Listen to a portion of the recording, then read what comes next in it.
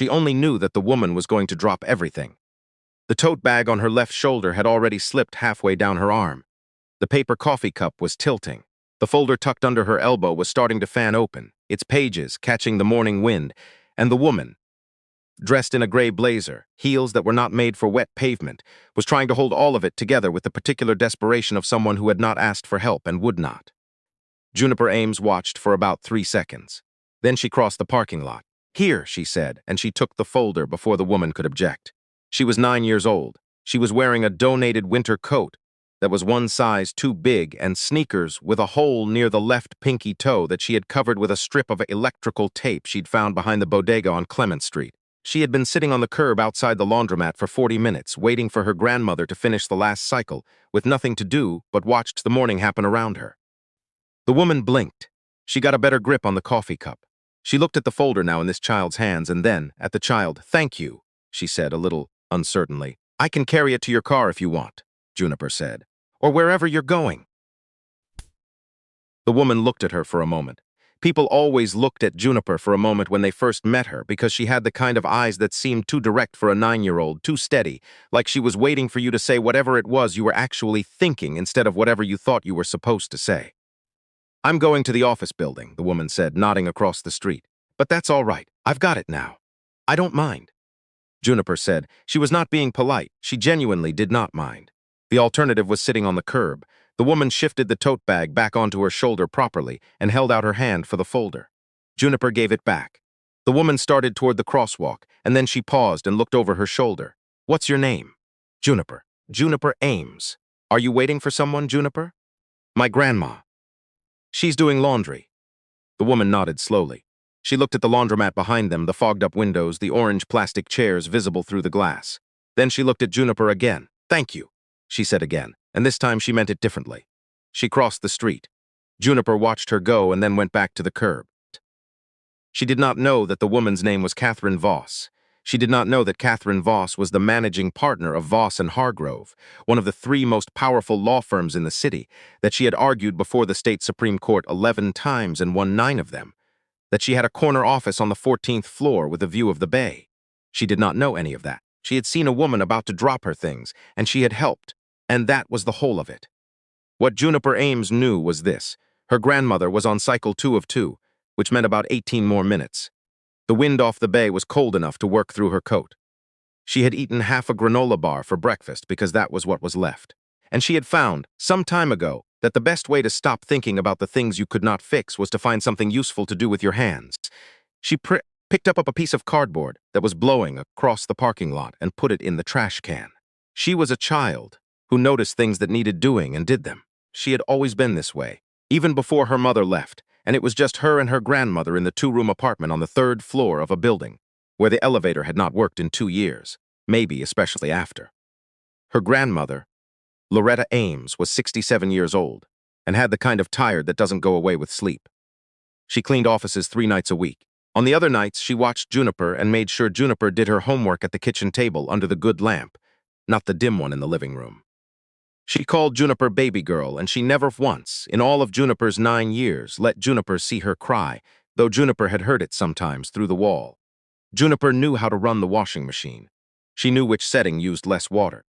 She knew that the laundromat on Clement was cheaper by 30 cents per cycle than the one on Geary, and that if you got there before 8 in the morning on a Saturday, the big machines were almost always free. She knew a lot of things she shouldn't have needed to know at 9. The door of the laundromat opened, and Loretta came out carrying the laundry bag, already folded and packed, because Loretta never left anything to do later that could be done now. "You sitting on that cold curb?" she said. "Just for a minute. Come on." Loretta shifted the bag to her other hand. "We've got to get the 38 or we'll miss the window before the market closes." Juniper fell into step beside her grandmother. They walked the way they always walked, close enough that their shoulders sometimes touched, moving together through the Saturday morning crowd of the Richmond district.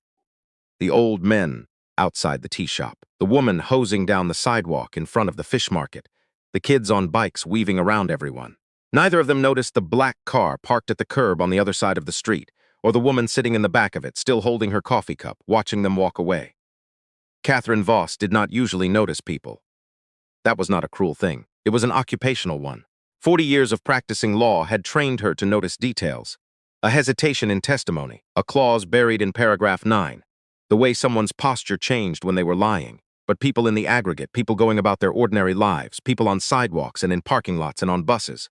She had learned, a long time ago, to move through them efficiently and without distraction. She noticed Juniper Ames. She was not sure why exactly. The girl had done nothing remarkable. She had seen that Catherine was struggling, and she had helped, simply and without fuss. And when the help was declined, she had accepted that without hurt feelings or performance. She had just been useful, and then been perfectly content to go back to sitting on a curb in the cold. What stayed with Catherine was the girl's face when she'd looked at the laundromat. Not sad, exactly. Familiar, the way you look at a place that is just a fact of your life. Catherine had grown up in a place like that. She had not thought about it in a long time. She told her driver to pull away from the curb. She had a brief to finish by Monday morning and a conference call at noon, and 3 depositions scheduled for next week, and she did not have time to be distracted by a 9-year-old she had met for 45 seconds in a parking lot. But she asked her assistant to pull the building permit records for the laundromat on Clement Street. She told herself she didn't know why she did that. The second time, Catherine saw Juniper was on a Tuesday, which was strange, because Catherine did not go to the Richmond district on Tuesdays. She went to the Richmond district on Tuesdays only because one of her oldest clients had a standing lunch at a dim sum restaurant on Geary that he refused to move, and Catherine had 3 new associates who still needed to understand that you kept your clients comfortable, not yourself. She was walking back to the car alone. Her associates had taken a cab when she saw the girl. Juniper was outside a corner store, sweeping, not playing, not loitering, sweeping. She had a broom that was too tall for her, and she was working around the crates of produce with the methodical patience of someone who had done this before, holding the handle near the top to compensate for the height. The man inside, visible through the window, was stocking shelves. He was not watching her. He clearly trusted her to do it right. Catherine stopped walking. A woman coming out of the store with a bag of groceries nearly walked into her. "Sorry," Catherine said automatically, stepping aside. She watched Juniper finish the left side of the entrance and start on the right. The girl had not seen her. She was focused, the way children are focused when they are doing something they take seriously. After a moment, Catherine walked over. "Juniper." The girl looked up. She recognized Catherine immediately. Those steady eyes, that direct look, and she seemed neither surprised nor uncomfortable to be found here. "Hi," Juniper said. "Do you work here?" "Mr. Okonkwo lets me sweep on Tuesdays and Thursdays. He gives my grandma a discount." She said it simply, the way you state a fact about the weather. Catherine looked at the store, then back at the girl. "How old are you?" 9. I'll be 10 in March." "Does your grandmother know you're here?" "She's at work. I come straight here from school and then I go home after." "She knows." Juniper leaned the broom against the wall and picked up a piece of tape that was stuck to the sidewalk, dropped it in the trash bag hanging from the door handle. "Are you a lawyer?" Catherine paused. "What makes you say that?" "The folder the other day had a court seal on it, and you walk fast like you're always late for something. But you also walk like you're used to being the person everyone's waiting for." She considered.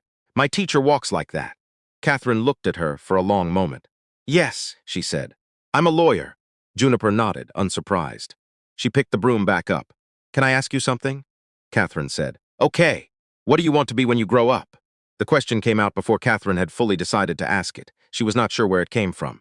She did not usually ask children questions like that. She did not usually ask anyone questions she didn't already know the answer to. Juniper thought about it seriously, which Catherine appreciated. "A judge," she said. "Why a judge?" "Because lawyers argue both sides, but judges have to figure out what's actually right." She paused. "Also, nobody argues with judges."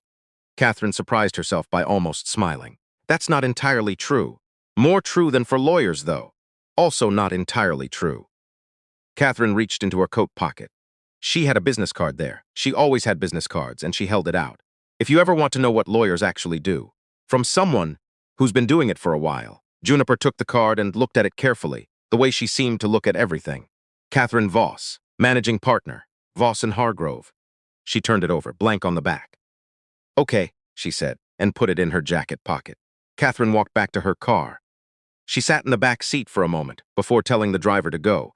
She thought about a girl 9 years old, sweeping a sidewalk in exchange for a grocery discount, and wanting to be a judge because judges have to figure out what's actually right. She thought about herself at 9. She did not tell the driver to go for another few minutes. She did not do anything about it for 6 weeks. This was not because she forgot. Catherine Voss did not forget things. She forgot nothing. Her mind kept files the way her office kept files. Organized, indexed, retrievable. She thought about Juniper Ames more than she would have expected. Usually at odd hours, sometimes in the middle of reading a contract, once at 2 a.m., when she was sitting at her desk with a glass of water and the whole city quiet outside. What stopped her was not lack of interest. It was something more complicated. She had learned over 40 years not to impose. The particular damage done by well-meaning people who swept in and rearranged other people's lives according to their own vision of what those lives should look like. She had seen that damage. She had, in her early career, come close to causing it herself. You did not help people by deciding you knew better than they did what they needed. So she waited. She had her assistant make a few quiet inquiries. She read what there was to read. She sat with it, and then, on a Wednesday morning in November, her phone rang. The number was one she didn't recognize. She almost didn't answer. She answered. "Is this the lawyer?" said a small voice. "This is Catherine Voss. It's Juniper. Juniper Ames. You gave me your card." A beat of quiet. "I remember," Catherine said. "How did you get my number? It's on your firm's website, under your name." A pause. "I hope that's okay." "It's fine." Catherine set down her pen. "What's going on, Juniper?" The silence that followed was the kind of silence that has something waiting behind it. "My grandma got a letter," Juniper said. "From the building. They're saying she owes back rent that she already paid. She has receipts, but they said the receipts aren't good enough. They're talking about—" She stopped, started again. "They said she has 30 days. Catherine was quiet for a moment. She was already pulling up a legal pad. "Does your grandmother know you're calling me?" "No, Juniper, she wouldn't. She doesn't take help from people she doesn't know." Another pause. "But I looked you up, and I read about some of the cases your firm did. The one with the housing complex on 19th Street. Her voice was careful, precise. "I know this is probably not the kind of thing you do, but I didn't know who else to call." Catherine thought about a 9-year-old who read case law. She thought about a girl who had swept a sidewalk to earn a grocery discount and offered to carry a stranger's folder and sat on a cold curb without complaint and said, simply, "Judges have to figure out what's actually right. Can you get me a copy of the letter?" Catherine said, "I can take a picture of it, do that. And the receipts too. Send them to this number." "Okay." Then, "Are you going to help us? Send me the letter first. Then we'll talk." The photos came through in 4 minutes. The letter was a standard predatory document. Catherine had seen 100 like it, maybe more. A property management company acquiring a building, processing fees conveniently reframed as unpaid rent, residents without resources or legal knowledge caught in the machinery of it. The receipts were clear and dated and more than adequate. She stared at the letter for a long time. Then she called her associate, a third-year named James Whitfield, who had been looking for a pro bono case for his portfolio, and told him to be in her office in 20 minutes. It took 11 days. Catherine did not tell Juniper how many phone calls it took, or how many letters her firm sent, or the particulars her firm sent, or the particular conversation she had with the property management company's in-house counsel on a Thursday afternoon that resulted in that counsel deciding he would very much prefer to resolve this quietly rather than have Voss and Hargrove show up in housing court. She did not tell Loretta Ames any of this either, not the details. She showed up at the apartment on a Friday evening with James Whitfield and a folder, and she explained what had happened and what the company had agreed to. The correction of the record, the written confirmation that no back rent was owed, the small settlement for the unlawful harassment. In plain language, without performance. Loretta Ames sat at her kitchen table and listened to all of it with her hands folded in front of her and her face very still. When Catherine finished, Loretta said, "How much do we owe you?" "Nothing." Loretta's jaw tightened slightly. "I don't take charity. This isn't charity. This is what we do for cases that matter."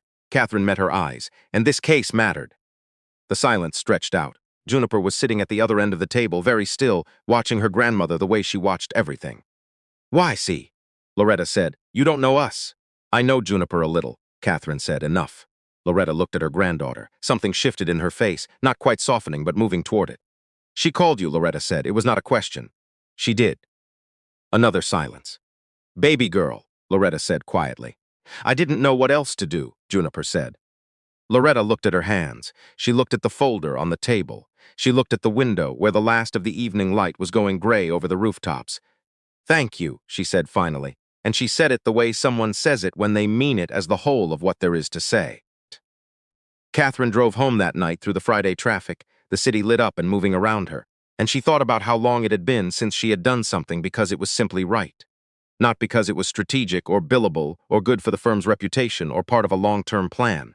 Just because it was right. She had spent 40 years being very good at her job. She had spent fewer years than Fewer years than she should have, remembering why she had wanted the job in the first place. She had been 11, not 9. She had been sitting in a courthouse waiting room with her mother, and a woman in a dark suit had walked in and everyone in the room had looked at her differently. Not with fear, but with something like hope. Her mother had looked at her like that, and Catherine had thought, I want to be the person people look at like that. Not for the power of it, for the direction of it, for what it could mean. She had not thought about that day in a very long time. 3 months later, Juniper called again. This time, Loretta knew about it. This time, Catherine answered on the first ring. I wanted to tell you something, Juniper said. Okay, my teacher is doing a project about people who do important jobs in the city, and I asked if I could do mine on a lawyer. What did your teacher say? She said yes, and then I asked if I could interview an actual lawyer instead of just looking it up. A small pause. She said that was even better. Catherine was quiet for a moment. Outside her office window, the bay was flat and silver in the morning light. What day works for you? She said. Juniper came on a Wednesday afternoon with a composition notebook and a list of 7 questions written in careful print. She sat across from Catherine at the big conference table, the one Catherine usually used for depositions, and she asked her questions one at a time, and she listened to the answers with the total attention of someone who intends to remember every word. She asked why Catherine had become a lawyer. She asked what was the hardest case she'd ever had. She asked what you do when you know someone is wrong, but you still have to represent them. She asked if it ever kept her up at night. Catherine answered all of them honestly. The last one more honestly than she had expected to. Sometimes, she said, the ones that kept me up were the ones where I could have done more, and I told myself I didn't have time. Juniper wrote that down. At the end, she asked, do you think I could actually be a judge? Catherine looked at her across the table, this 10-year-old, she'd turned 10 in March, as promised, with her composition notebook and her direct eyes and her 7 carefully prepared questions. I think, Catherine said, that the courtrooms that get you will be very lucky. Juniper looked at what she'd written. Then she looked up. Can I ask one more thing? It's not on my list. Go ahead. Why did you help us? Really, you don't have to say what you said to my grandma. I want to know the real reason. Catherine was quiet for a long moment. Because you helped a stranger carry a folder, she said, without being asked, without wanting anything for it. And I thought that's someone worth knowing. She paused, and I was right. Juniper considered this carefully, the way she considered everything. Okay, she said, and she closed her notebook. Juniper Ames went back to school with her composition notebook and her 7 answers and one more that wasn't on the list. She did not tell anyone about the letter or the housing case or the 11 days. That was between her grandmother and Catherine and James Whitfield and a property management company that had quietly agreed to leave 214 residents alone. She wrote her project about what lawyers do and why it matters, and her teacher gave her an A and read a paragraph of it aloud to the class, and Juniper sat at her desk and did not say anything about how she knew. Some things you keep, not because you're ashamed of them, but because they belong to you. Loretta kept the folder Catherine had left, in the drawer under the kitchen where she kept important documents. The lease, the insurance papers, Juniper's school records. It sat there with the rest of the things that held their lives in place. She did not talk about it much. Once, in the spring, when her friend from church asked about the building situation she'd mentioned back in the fall, Loretta said only it worked out. And then, after a moment, someone helped us. Her friend asked who. Loretta thought about it. A person who pays attention, she said. There aren't enough of them. She let the subject go. But that night, after Juniper was in bed, Loretta sat at the kitchen table in the quiet of the apartment, and she thought about her granddaughter, 9 years old, and calling a stranger's website, because she had run out of other ideas, and so she had used the one she had. The business card in her jacket pocket. The woman who had helped carry a folder. Loretta was not a woman who cried easily, but the kitchen was quiet and the window was dark, and she let herself sit there in it for a while. Some things you don't fix, some things you just hold. And some mornings a child sees a stranger about to drop something and crosses a parking lot to help, and does not know that the whole long chain of what comes after is already beginning to move. It starts that way. The smallest things. It starts that way.